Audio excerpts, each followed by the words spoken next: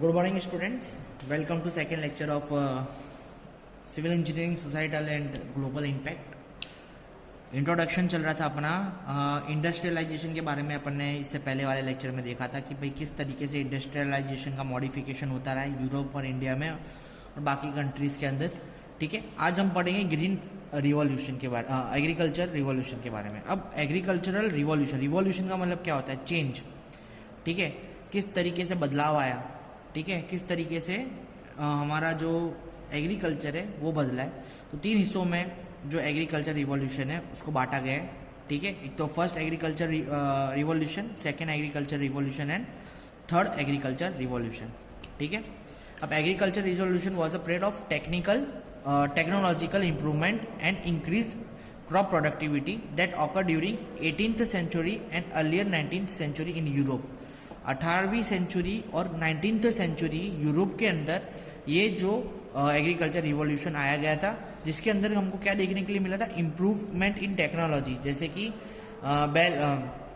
पहले इंसान खेत जोतते थे तो उसकी जगह हमने क्या करा, एनिमल से खेतों को निकलवाना स्टार्ट करवाना चालू करवाया। समझ में? इस तरीके से जो मॉडिफिकेशन है, कुछ मॉडिफिकेशन आना स्टार्ट हो गए थे, मतलब क्रॉप का बढ़ना स्टार्ट हो गया था और उस वक्त माल फंक्शनिंग कम होती जा रही थी, क्या बोलते हैं, और क्या क्रॉप का नरिशमेंट हमारा बढ़ता जा रहा था और जो लोग हैं उनको खाना अच्छी तरीके से प्रोवाइड हो पा रहा था इस पीरियड के अंदर। ठीक है, जैसे कि मैंने बताया था, तीन हिस्सों में हमारा जो एग्रीकल्चर रिवॉल्यूशन है वो डिवाइडेड है। सबसे पहला फर्स्ट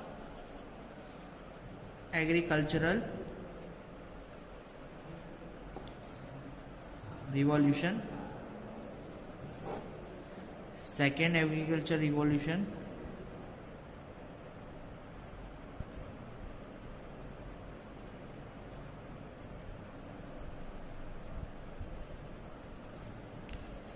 फिर है third agricultural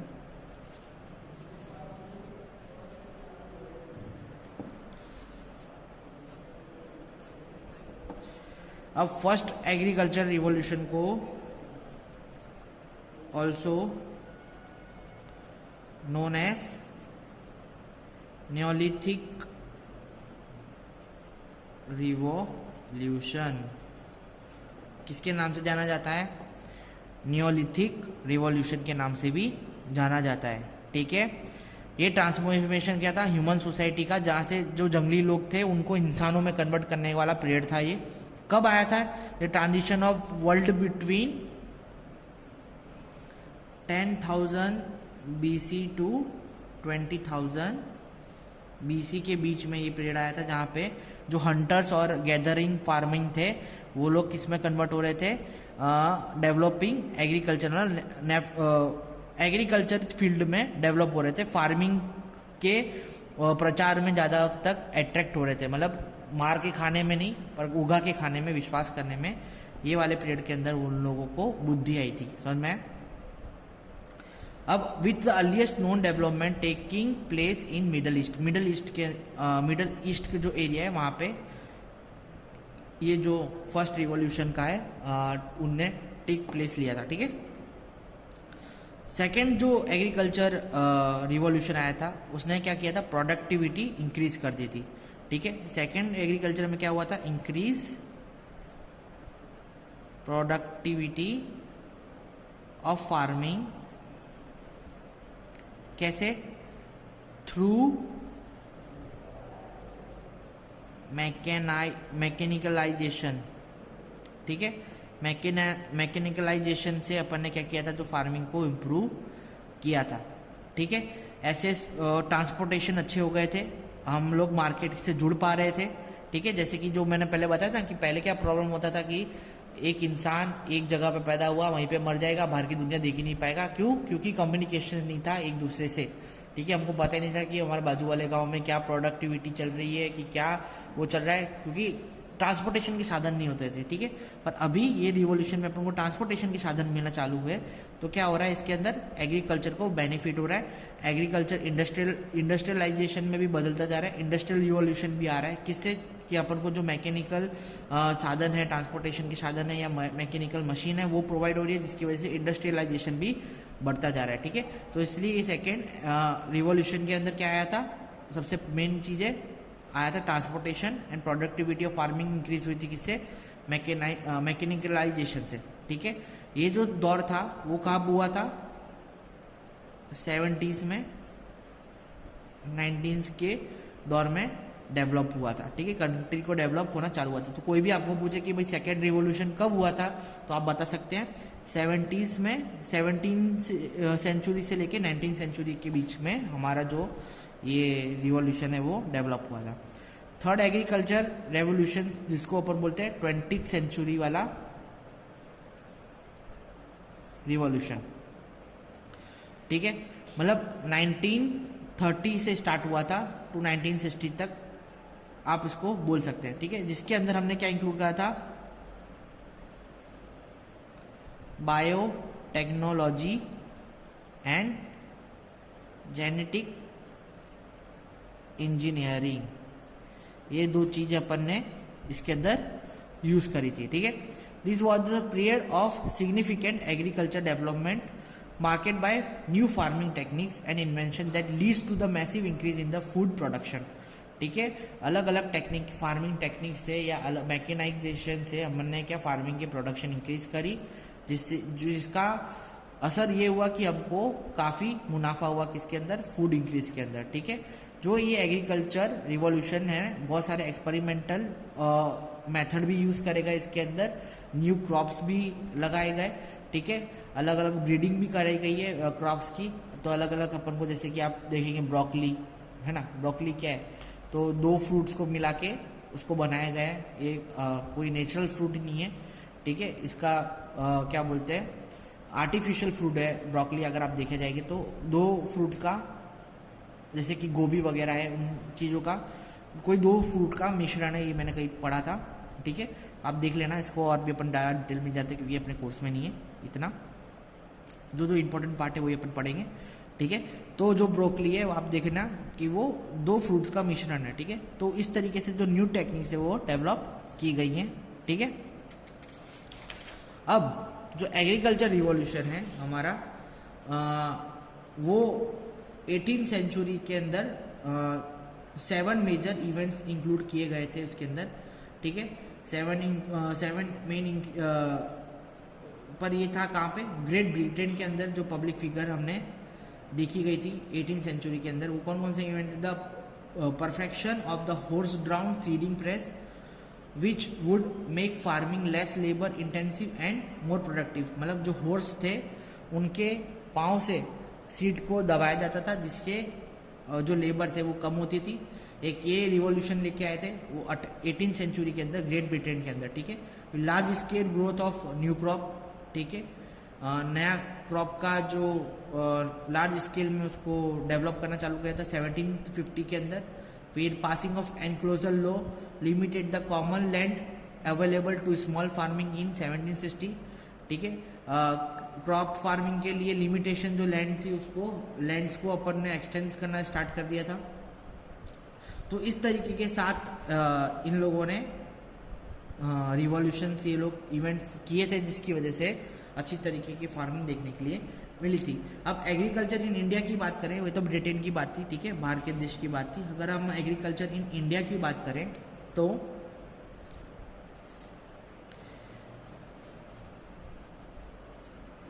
agriculture revolution in India, अब जब इंडिया की बात आती है तो इंडिया के अंदर जैसे आपको पता होगा इंडियन एग्रीकल्चर एक बहुत ही बड़ा मार्केट है ना, कम्प्लीटली न्यू एरा था पहले तो हमारे लिए। Social economical field like agriculture, petroleum पहले हमारे लिए न्यू एरा था, फिर धीरे धीरे हमारा जो एग्रीकल्चर रिवॉल्यूशन है वो काफ़ी अच्छा होता गया, ठीक है। Various agriculture revolution in India अगर देखा जाए तो अलग अलग एग्रीकल्चर रिवॉल्यूशंस है जिनको नाम से जाना जाता है, वो मैं नाम यहाँ पे लिख देता हूँ, ठीक है। Various agricultural revolution in India. सबसे पहले ग्रीन रिवॉल्यूशन फिर आता है ब्लू रिवॉल्यूशन, फिर वाइट, है ना, फिर आता है रेड रिवॉल्यूशन, फिर round, yellow, pink, silver fibre, golden fibre and golden revolution. ठीक है, ये अलग अलग रिवॉल्यूशन है जिनको कलर के नाम से हमने डिफाइन किया है। कौन किस किस के, ग्रीन रिवॉल्यूशन किसके लिए था? स्टैंड फॉर एग्रीकल्चरल प्रोडक्शन,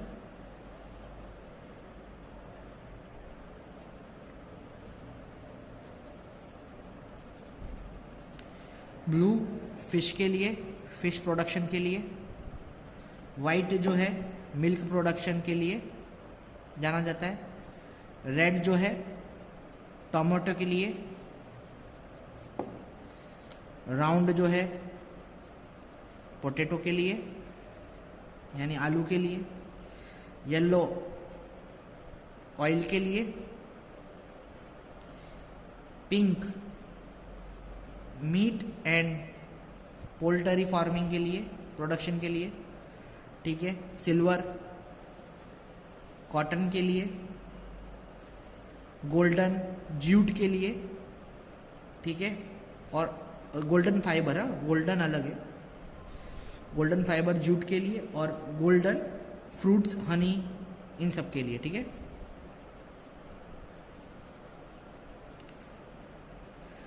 तो ये तरीके का वेरियस तरीके के जो रिवॉल्यूशन जो इंडिया में अपन देखने के लिए मिलते हैं अपन को।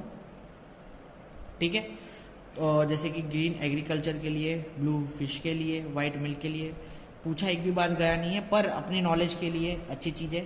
ठीक है, शेयर करने जैसी चीज़ है और पढ़ना चाहिए अपन को, है ना। अब ग्रीन रिवॉल्यूशन के बारे में अपन बात करेंगे क्योंकि ग्रीन रिवॉल्यूशन अपना चल रहा है, एग्रीकल्चर रिवॉल्यूशन टॉपिक चल रहा है, तो ग्रीन रिवॉल्यूशन के लिए यहाँ पे बात करी जाएगी।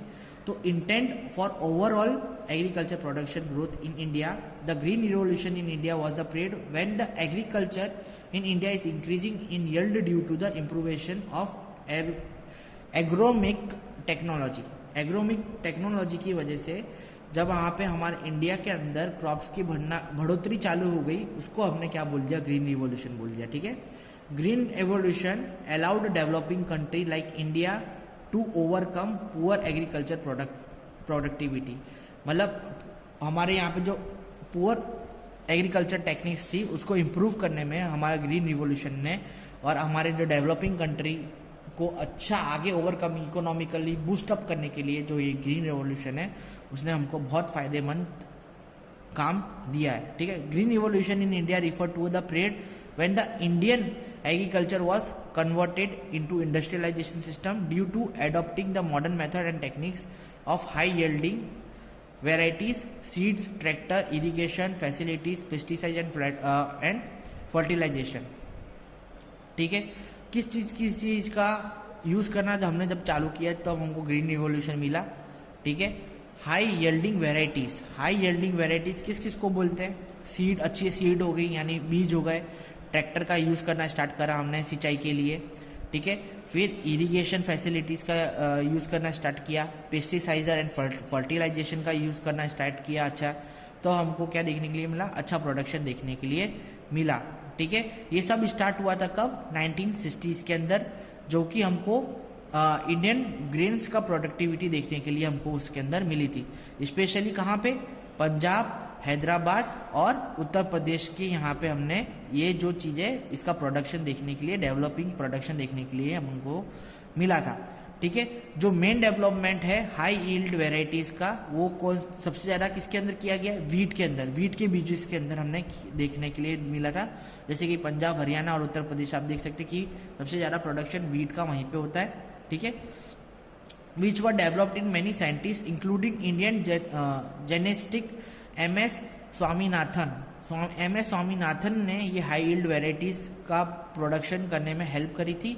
ठीक है, जिसकी वजह से जो वीट है वो उसका जो प्रोडक्शन है बहुत अच्छा हुआ था, ठीक है। He want production more from less land and less pesticides and less water. उनका ये मोटिव था कि मैं तीन चीज़ का कम इस्तेमाल करूँ, पेस्टिसाइड्स का, कम लैंड का और कम प्रोडक्ट्स का, और मैक्सिमम मैं आउटपुट दे पाऊँ अपने एग्रीकल्चर में। उनका ये मोटिव था। जो मेन फैक्टर थे ग्रीन इवोल्यूशन में, वो कौन कौन से फैक्टर थे, तो वो मैं लिखवाता हूँ।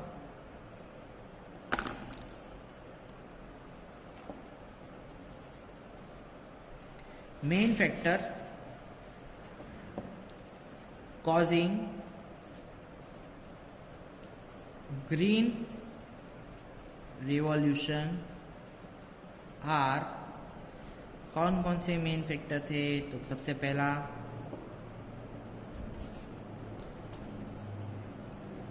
इरिगेशन इंफ्रास्ट्रक्चर,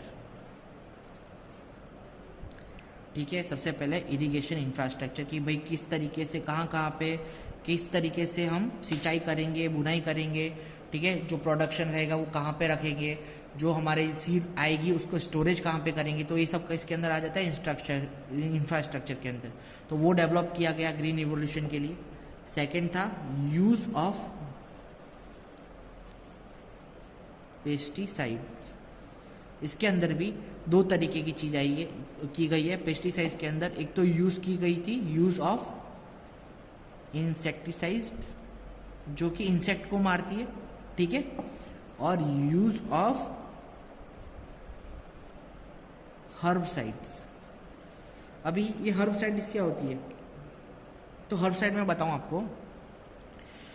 एग्रीकल्चर अगर देखा जाए तो उसको समझना बहुत टफ हो चुका है आज की लाइफ में। इस केमिकल वर्ल्ड के अंदर अगर आप देखेंगे तो कितना मुश्किल है। अगर मैं आपको एग्जांपल बताता हूँ कि मैंने एक सर हैं यहाँ पे, उनसे डिस्कशन किया था, उनके फादर फार्मर ही है।